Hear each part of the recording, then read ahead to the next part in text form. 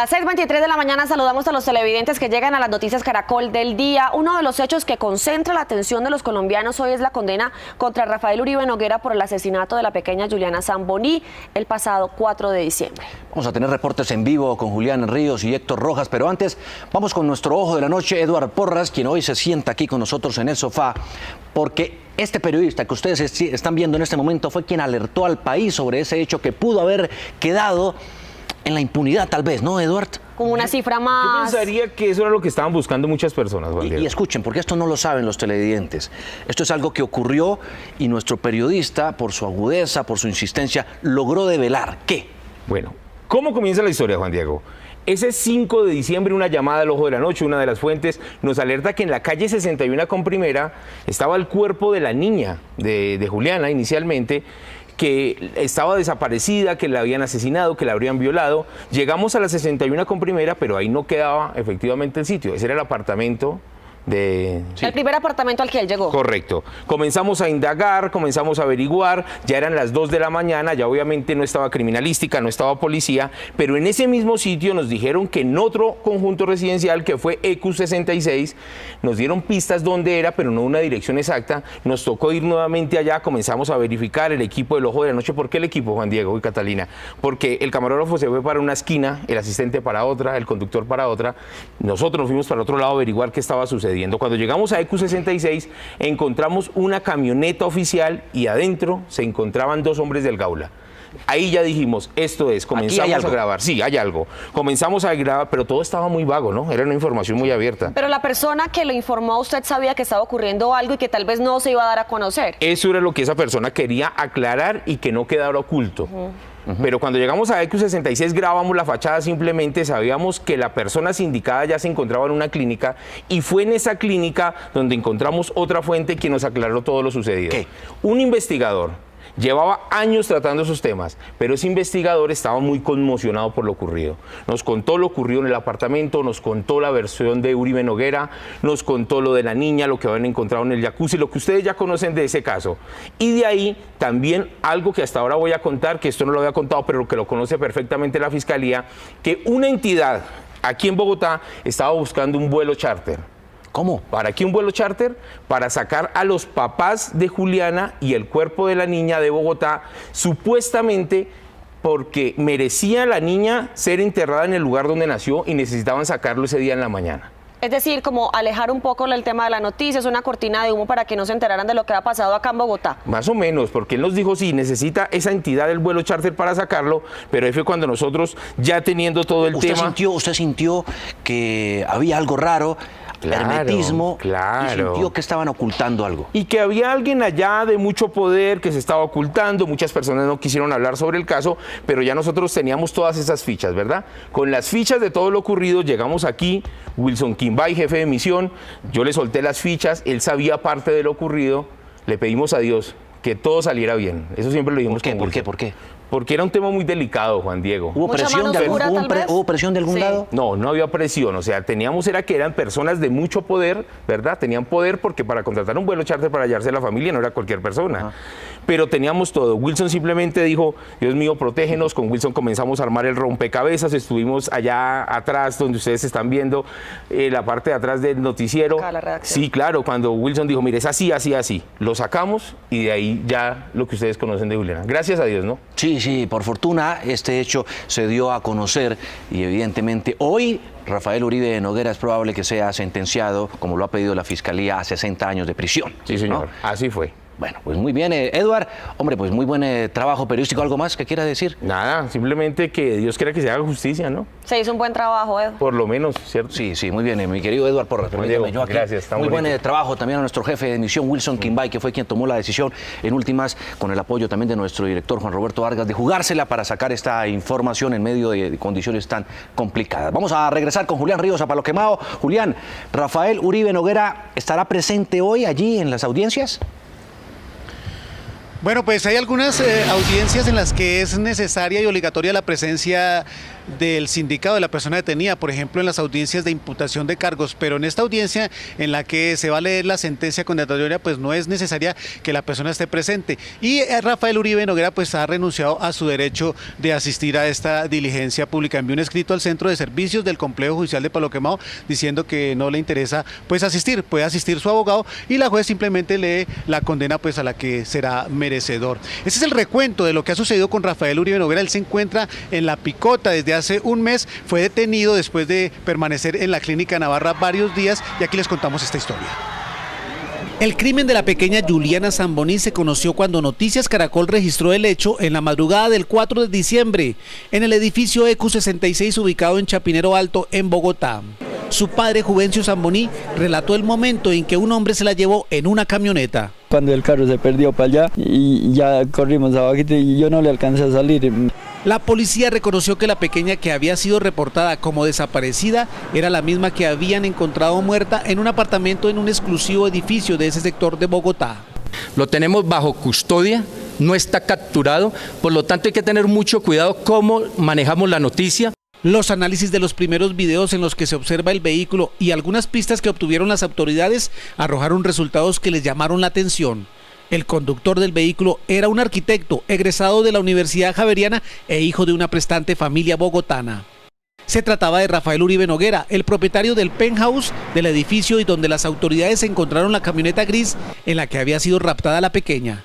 Un zapatico de la niña aún se encontraba en el interior de ese vehículo.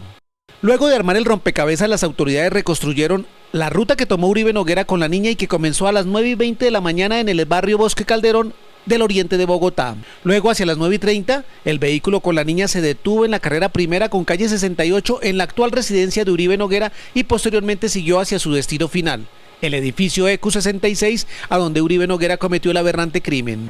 Con las pruebas recolectadas hasta ese momento, la fiscal del caso solicitó una orden de captura y 2 días después, un juez ordenó su detención en la Clínica Navarra, a donde había sido llevado por 2 de sus familiares, al parecer, para intentar desviar la investigación. Lo estoy notificando sobre unos hechos que sucedieron el día 04 de diciembre del 2016. Por el delito de feminicidio agravado, artículo 104B del Código de Procedimiento Penal, secuestro simple, artículo 168 y 170, numeral 2 del Código de Procedimiento Penal, acceso carnal violento, artículo 205 y 211, numeral 7 del Código de Procedimiento Penal. Asimismo, tortura, artículo 178 del Código de Procedimiento Penal. Al día siguiente, Rafael Uribe Noguera fue trasladado a los juzgados de Palo Quemado con ayuda de personal del SMAT para controlar a una muchedumbre que intentaba golpearlo. En una primera audiencia no aceptó los cargos de acceso carnal violento, homicidio agravado y manipulación de pruebas. Pero 20 días después, cuando la Fiscalía presentó la acusación contra Uribe Noguera, este se declaró culpable. La juez que asumió el caso dictará la sentencia condenatoria, que podría alcanzar los 60 años de cárcel. Rafael Uribe Noguera también puede asistir en los próximos minutos, si él lo decide, a la diligencia pública. Aquí en el Complejo Judicial de Palo Quemado ya empezaron a llegar los primeros usuarios de la justicia y los primeros abogados penalistas con su código de procedimiento en la mano y son los que tienen pues todo el conocimiento de la ley y del código, y que por eso le queremos preguntar, doctor Pedro Puentes, usted que es amable de atendernos aquí, ¿cuál es la pena que podría enfrentar Rafael Uribe, usted conociendo ya el caso, y cuáles serían los delitos? Gracias, Julián. La pena, la jueza al momento de impartirla saldría de 41 años, que es el feminicidio agravado, y llegaría de 41 a 50 por el solo feminicidio agravado, y luego dosificaría los otros delitos y aumentaría gradualmente sin que supere los 60 años de prisión. O sea, él, por ejemplo, con todos esos 3 delitos podría ser condenado a una pena de 90 años, más o menos, pero la legislación solo permite 60 en Colombia. En teoría podría superar los 60 años, pero la juez debe reducir como máximo 60, que es lo permitido en Colombia.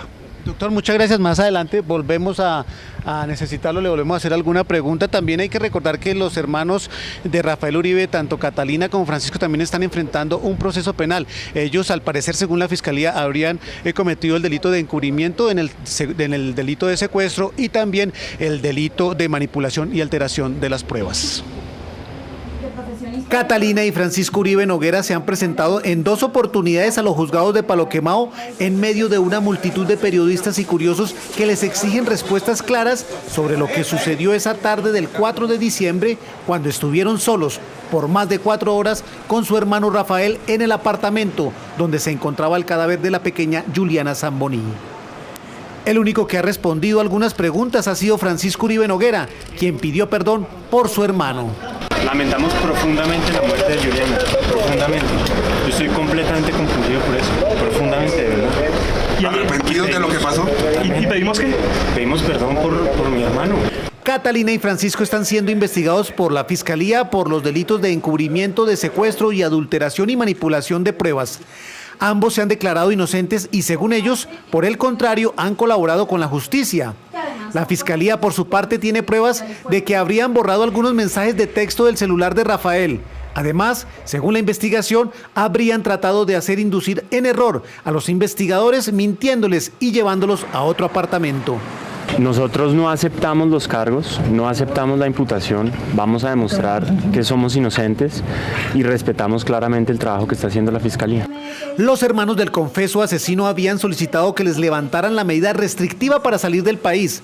Sin embargo, una juez consideró que ante la posición social y económica por la que atraviesan, los dos podrían abandonar el país y no presentarse a las audiencias. Por ello, les negó la petición y les hizo un llamado para mostrar buena conducta.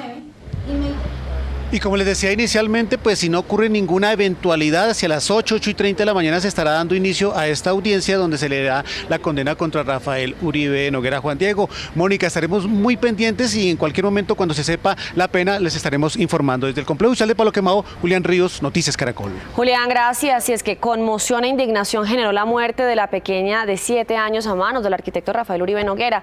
Miles de personas salieron a las calles en distintas ciudades del país para repudiar este hecho. Indignación, tristeza, ira, insultos. Todo esto fue lo que generó Rafael Uribe Noguera entre la población colombiana que todavía no podía creer lo sucedido. Minutos antes de ser trasladado a los juzgados de Palo Quemado, el asesino por poco es linchado por las personas que con pitos y arengas lo esperaron a la salida de la Clínica Navarra durante más de 3 horas. Son familias ricas, criando pobres miserables, porque somos madres, porque tenemos hijos y porque yo no me imagino en una situación de esas. Es indignante. La verdad entiendo el dolor de la familia, porque yo también tengo sobrinos y me dolería que le pasara algo a mi sobrino. Mientras esto ocurría, decenas de homenajes a la pequeña Juliana se produjeron en el país.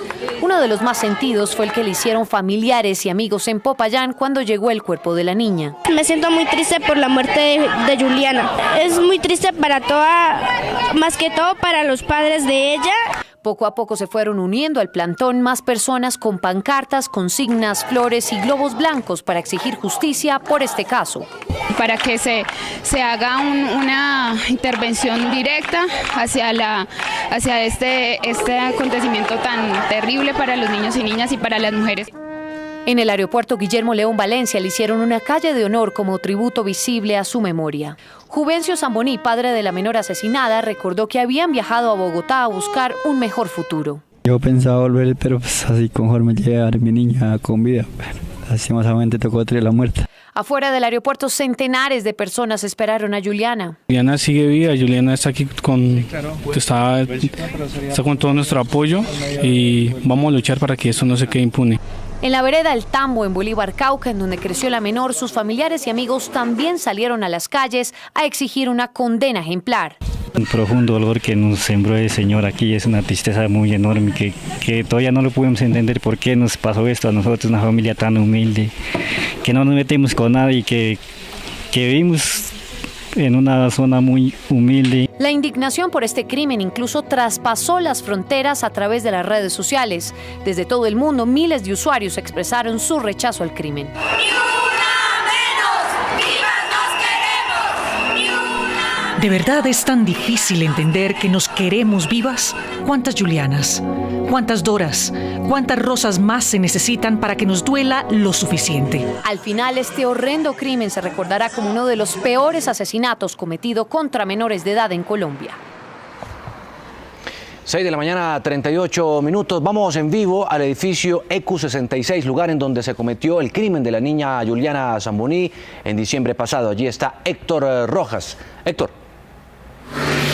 Juan Diego, mire, pues en este lugar, la carrera cuarta con 66 sirvió como un símbolo de rechazo por el crimen de la pequeña Juliana. Justamente este sector se convirtió frente al edificio en un altar para rechazar este crimen. Toda persona que cruzaba por acá, fuera un taxista, fuera un conductor de un carro particular o incluso una persona caminando, venía, colocaba un mensaje de rechazo, de apoyo a la familia de Juliana Zamboní, se solidarizaba con ellos y para rechazar este crimen que fue el día 4 de diciembre, como usted muy bien lo dice, y fue precisamente en este apartamento del edificio EQ66, en el apartamento del 6º piso, donde las autoridades encontraron el cuerpo sin vida de la pequeña Juliana Zamboní. Precisamente las imágenes que ustedes ven del dron de Noticias Caracol sobrevoló y se observa el lugar exacto en el que apareció el cuerpo sin vida de Juliana. Es en el jacuzzi. Recordemos que el cuerpo de la niña estaba cubierto de aceite y estaba entre las máquinas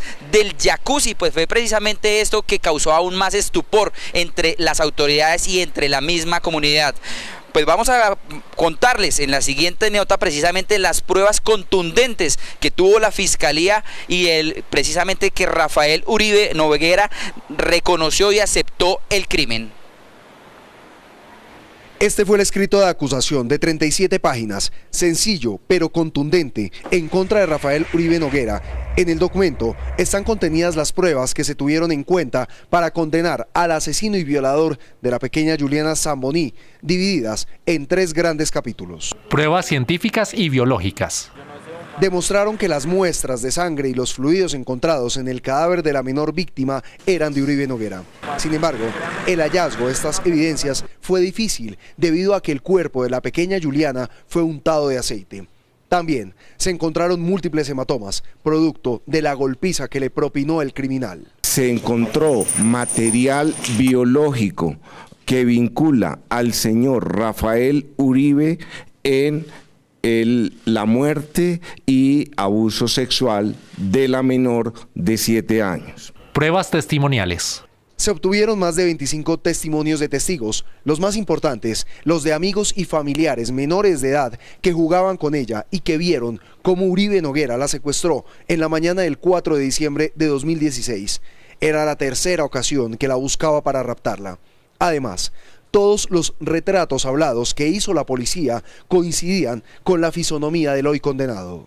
Las evidencias allegadas por la Fiscalía, entre las que se encuentran las entrevistas realizadas a los menores ES y LT, así como las cámaras de video encontradas en el barrio Bosque Calderón Tejada, indican que la niña fue sustraída a la fuerza de dicho barrio cuando se encontraba al frente de su casa jugando. Pruebas de video.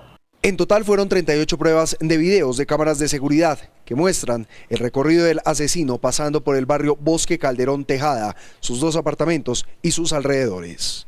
Hemos encontrado nuevas evidencias que tienen que ver con videos en otros apartamentos, en la movilización de la niña e inclusive tenemos ya un video que nos permite apreciar en qué momento la niña se encontraba con vida y a partir de qué momento la niña ya estaba inerme.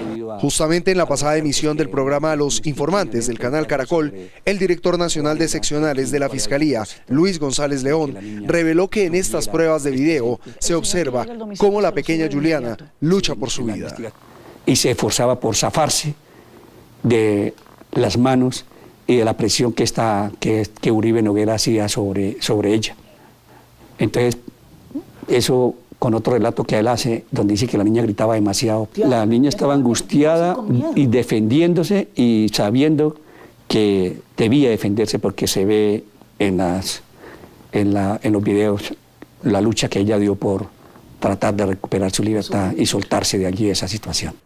Uribe Noguera, según fuentes del IMPEC, pasa sus días recluido en la unidad de tratamiento especial en la cárcel La Picota. aislado de otros reclusos, con vigilancia permanente las 24 horas, visitas restringidas, alimentación monitoreada y con permiso para recibir solamente 1 hora de luz solar al día.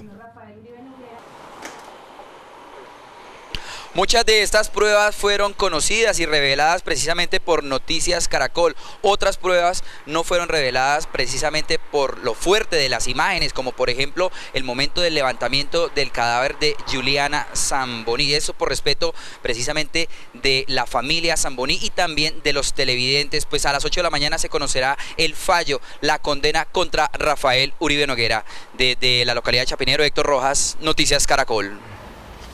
Muchas gracias a Héctor Rojas. 6:43 minutos de la mañana. Seguimos, retomamos el diálogo con Eduard Porras, quien fue el periodista que divulgó esto, lo dio a conocer a todo el país. Eduard, bueno, hay que mencionar también al caso del celador, ¿no? Del edificio. También, claro. ¿Cierto? Está en investigación, ¿no? Sí, después se suicidan, hechos muy confusos todavía, materia de investigación y demás, que se habría evidentemente afectado muchísimo porque habría de una u otra forma sido testigo de lo que estaba ocurriendo. Sí, señor, eso es lo que dicen, ¿no? ¿Es la misma persona que tal vez estaba el día que usted llegó al edificio o no, ya había no. cambiado de turno en ese momento? No, ya había cambiado de turno, ya era otro turno ya. Evidentemente, Juan Edwardson, hay casos que como periodistas nos tocan, todos, obviamente todas las realidades son diferentes y todos los días pues las noticias nos afectan, pero esta en especial, ¿qué le deja a usted este caso que ya ha pasado 4 meses, que se han conocido detalles cada vez más escabrosos? ¿Qué le queda a usted como periodista después de una jornada que vivió tan dolorosa como la de ese día? Catalina, ya es más la satisfacción, ¿verdad? Del deber cumplido, de que se conoció el caso, de que se está haciendo justicia, ¿verdad? Por los papás, por Colombia, después de lo que se supo, porque seguramente si Noticias Caracol no saca ese caso, Juan Diego, otra sería la historia. Sí. Tal vez se conocería lo de Juliana después, en una investigación que se haga de una niña que murió, quedaría dentro de las estadísticas, pero es más como la satisfacción de ese deber cumplido, más que la chiva, Juan Diego, más que lo sacamos, es como que se va a hacer justicia. Es que fuimos el primer medio que lo sacó, pero eso evidentemente, como usted bien lo dice, no nos enorgullece. Correcto. Nos enorgullece el haberlo hecho, correcto, el haber hecho que esto terminara como está terminando, por lo menos con justicia. Quisiera preguntarle, hay una persona, para que se den cuenta los televidentes de lo que usted tuvo que hacer, hay una persona que le decía algo cuando usted estaba investigando. ¿Qué?